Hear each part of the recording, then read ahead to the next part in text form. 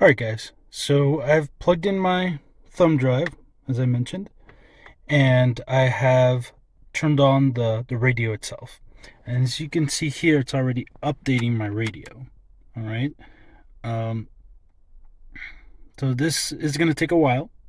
Alright, I'm not sure how long I can hit record on this, but it shouldn't take long. So I will come back once it's done with this update. Okay. All right. After it's done with that progress bar, you're going to start seeing this wording on the screen. That's completely normal. Basically, what it's doing is that it's extracting all the contents of your firmware and installing them onto your computer. All right. So don't freak out. This is completely normal.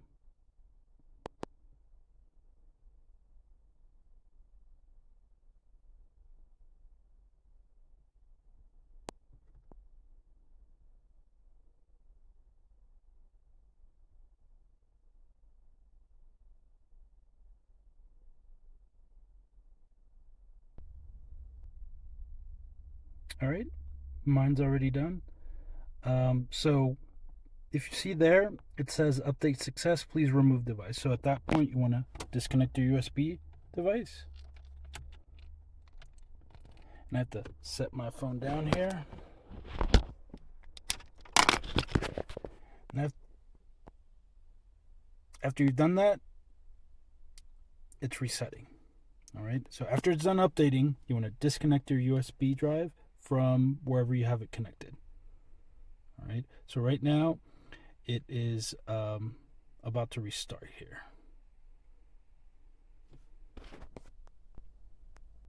All right. So I had to turn on the car or the radio again. So now it's booting up with the new firmware right now. And it may take a while to boot the first time, just like any other update that you've done on your Android devices. It always takes a little bit for it to run. While this is going, I'm just going to explain something here in regards to if something goes wrong. Let's say you downloaded the wrong firmware, or maybe you got confused with the brand. That's okay. All right. If your radio doesn't boot for a long while and it just stays at that screen, turn off the car. All right. Unplug the USB drive, erase everything in there, find the proper firmware. All right. Copy it over like we did in the video, connect it, and just repeat the steps. Connect it to your car, turn on the car, and then it will start pulling it automatically. It's not like a phone where it checks versions to that degree. All these radios are the same processor.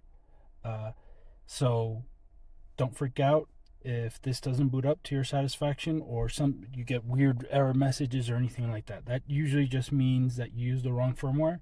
So you want to download the correct firmware, put that on the thumb drive, and you're good to go. All right. Now in my case, as you can see here, it's already set up. So you want to go through the settings, start setting them back up. If you see anything off, it's still going to be the same code, 3368. And I am in my system. It looks like it went through everything with no issue. I'm going to turn that off.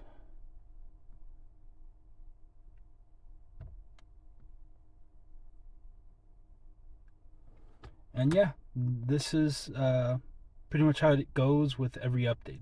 So I'm going to spend some time and go through all the settings. I don't know what this new version has given me right now, so I'm going to go through that and make sure everything is good. Check the radio, check your audio settings, so on and so forth. All right. So I'm going to go ahead and end this video. If you guys have any questions, feel free to ask them in the comments below.